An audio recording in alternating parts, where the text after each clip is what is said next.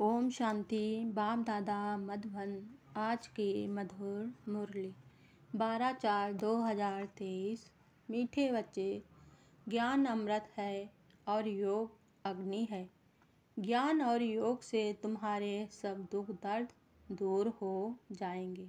प्रश्न: कौन सा रस ज्ञान से प्राप्त होता है, भक्ति से नहीं? उत्तर: जीवन मुक्ति का रस।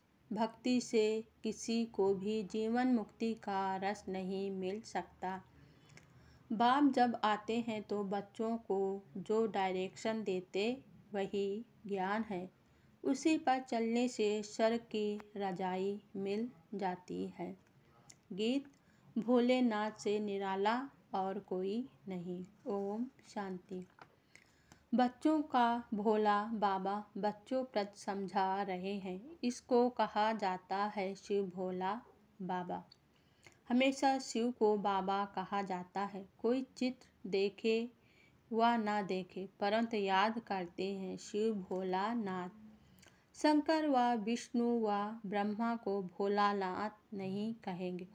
भोला अक्षर कहने से मनुष्यों की बुद्धि में निराकार शिव बाबा का ही चित्र आता है। अब तुम बच्चे प्रैक्टिकल में जानते हो। अब भोलानाथ बाबा कहने से भक्ति मार्ग वालों का कोई मुख मीठा नहीं होता। भल कितनी भी महिमा करते रहो, मुख मीठा नहीं होगा। अभी तुम बच्चे शिव बाबा को याद करते हो।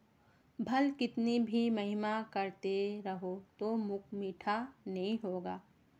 शिव बाबा हमको पढ़ाकर स्वर्ग का मालिक बनाते हैं। बाबा कहने से बच्चों को प्रॉपर्टी भी जरूर याद पड़ती है। तुम बच्चे जानते हो शिव बाबा है।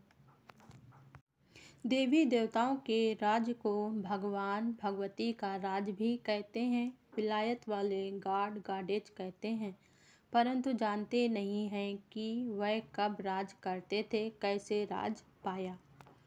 ज्ञान सागर एक बाप है, वही ज्ञान से सबकी सद्गत करते हैं।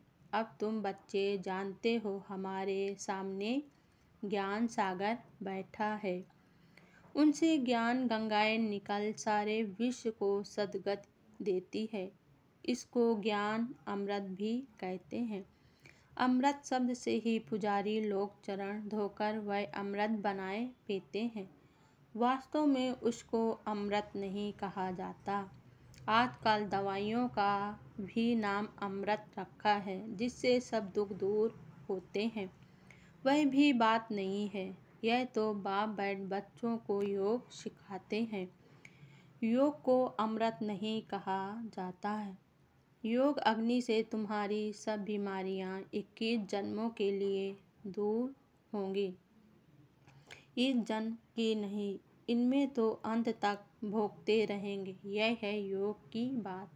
बाप कहते हैं योग लगाओ तो तुम्हारी सब बीमारी दूर हो जाएगी। समझाना है शिव बाबा ब्रह्मा द्वारा ब्राह्मण बनाते हैं। वह फिर ब्राह्मण सो देवता, सो क्षत्रिय, सो वह शूद्र बनते हैं। पहले पहले तो कोई को भी अल्प ही समझाना है। वह बाप इस ब्रह्मा द्वारा सृष्टि रचते हैं तो सब भाई बहन हो जाते हैं। शिव की संतान तो सब आत्माएं ही हैं। फिर मनुष्य सृष्टि रची जाती है तो सबसे पहले ब्रह्मा, सरस्वती, ब्राह्मण, फिर देवता, क्षत्रिय बनते हैं। ऐसे यह मनुष्य सृष्टि का झाड़ वृद्धि को पाता है। उसी बाप को सब भूले हुए हैं। देखो बाप दादा कितना क्लियर कर समझाते हैं। बच्चों को भी सीखना है। अच्छा, धारणा के लिए मुख्य सार। पहले पॉइंट, हम राजऋषि हैं। स्वयं भगवान हमें राज योग सिखाकर रजाई का वर्षा देते हैं। इस नशे में रहना है। दूसरी पॉइंट, योग अग्नि से विकर्मों को दग्ध कर सब बीमारियों से सदा के लिए मुक्त होना है। इस जन्म के कर्म भोग को याद में रहे चुकतू करना है। वरदान है आज का, पवित्रता की विशेष धारणा द्वारा अंतरिति सुख का अनुभव करने वाले ब्रह्मचारी भव। ब्राह्मण जीवन की विशेष धारणा पवित्रता है। यही निरंतर अतीन्द्रिय सुख और स्वीट साइलेंस का विशेष आधार है।